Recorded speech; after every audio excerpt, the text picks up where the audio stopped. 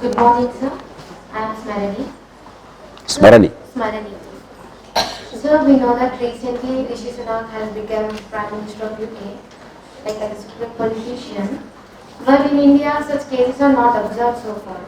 Why, sir? What is the reason? It's a good. Actually, I wrote one of my recent columns on this. While we all take pride, somebody brown skin, our heritage, has now become prime minister of a country which ruled over us. Therefore, we have this anger, this vicarious pleasure. Now you see, we are also country. But that apart, can we now, in a country like India, somebody like Rushi Sunak, there are many people of that caliber, ability, passion for public good. Can we create conditions to allow their rise? The truth is, right now, no. But what are the ways? There are many things, but let me give you just three things. First of all, how did Rushi Sunak become the MP candidate? After that is the first point. Of a major party, you must be MLA or MP candidate. How did he become? Take Munugodu, Komatreddy Rajagopal Reddy. Who has chosen him as a candidate of BJP? Have the BJP members in the constituency decided it is the best bet? Or whoever is the winning candidate, I don't even know his name. The TRS candidate, who is going to win, they say. I think it's not yet over, election.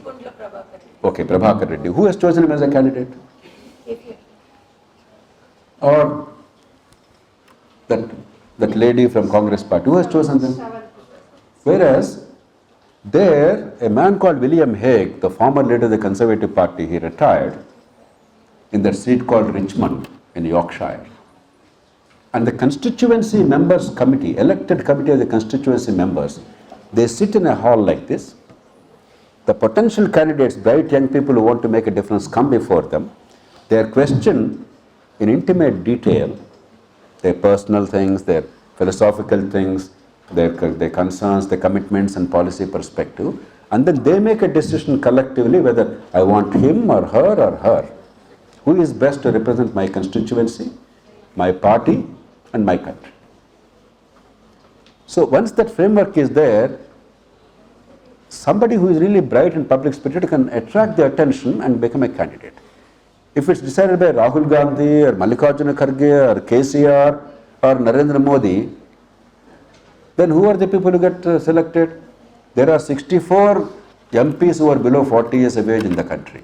Except one or two, every one of them is a son or daughter of or nephew of somebody prominent in politics.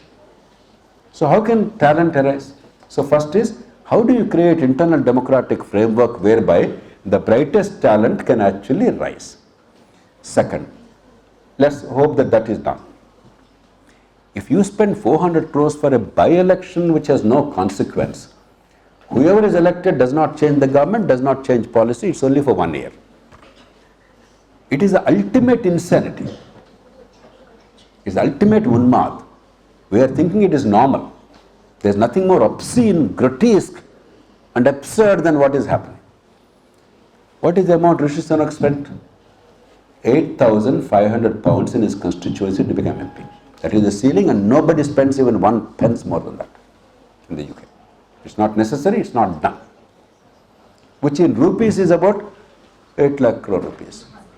At purchasing power, it's about equal to 2 lakh rupees. 2 lakh rupees winning an MP, 400 crores, 3 parties hoping to get an assembly election. MP in one of the richest countries on earth, assembly member in one of the poorest countries in a small state. 400 crores, the 2 or 3 candidates together, 6 or 7 lakh rupees in terms of India's purchasing power. Where is 6 or 7 lakh rupees? Where is 400 crores? The 2 major parties of Britain, Conservatives and Labour, together in 650 parliamentary constituencies in the 2019 general election, together they spent 28 million pounds. Converted into rupees, it is about 270 or 280 crore rupees. Do it in purchasing power, it's about 80 crore rupees. The whole country of Britain, all 650 constituencies, both major parties, 1 assembly constituency, 1 piddly state, in a poor country, 400 crores. Where is the chance of any honest, public-spirited citizen getting into office? Is it an accident that we don't get them? Accidentally, some good candidate may be chosen. Accidentally, he may spend money. He may be there, but it's not because of design. And after spending that kind of money, why will he remain a good fellow? How can you afford that? If I spend 100 crores to become an MLA, tell me which idiot becomes an MLA with 100 crores without having to get the money back?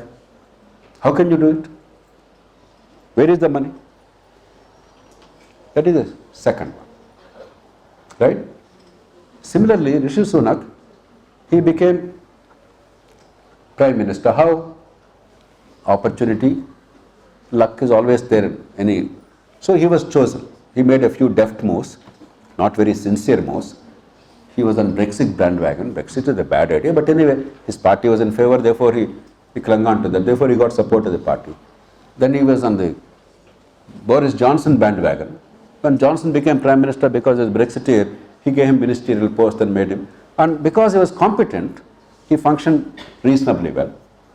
Therefore credibility is there.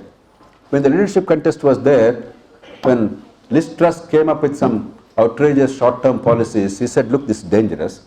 Luckily for him, very quickly, Liz Truss policies proved to be dangerous. If it didn't happen immediately, it took 2-3 years, maybe people would have forgotten Rushi Sunak. Luckily, within 44 days, that lady self-destructed herself. And he pointed out, these policies are bad. Therefore, credibility is even higher, because that is the issue on which she had to lose power. And MPs felt he's the best bet. Again, they felt, it's not, he didn't buy anything. MPs collectively felt, black or white, we don't care, Indian, British descent, don't care, he's the best bet. Credible, he can stabilize the markets, let's trust him. And finally, we are not Britain, we are a large country. How can you be known? How can a young person in India, a competent person, be known at a state or national level? If local government is strong, in that locality you can actually make an impact. In your locality, in your panchayat, in your municipality, you actually do a good job. Then you say, Falana, that girl is wonderful, she is a great leader, that boy is very promising, is doing very well. Then you get known, you can be trusted, then higher office can be possible. We made our local governments inconsequential. Do you know your mayor's name in Hyderabad? How many people know the mayor's name in Hyderabad? I do not know. Because it's irrelevant. How does it matter? Does mayorship matter in Hyderabad? Does municipal chairmanship matter in any of the municipalities? We made them irrelevant. Whereas they are the schools of democracy. That's how leadership rises. That's how we can trust them. Power is not something to be bestowed on a whim. If I give them power, they are not fit, what happens? So they are tested locally. Once they are good, they ascend. We weaken them. So if we do these three things, there are many Rishi Sunaks in India among young people. But we must create a framework in which they can rise ethically, not by distributing money, and rationally, not by offering freebies, but genuine policies. That is the art of politics. How do you allow the rise of the best in society? Through ethical and rational means. We simply don't have that framework. And it can be changed. And we must change it. Okay? Don't lose heart. No, but the one or two I'll take in a bunch because I don't want to disappoint them. Not too many, but she's... Like and subscribe Eagle Media Works.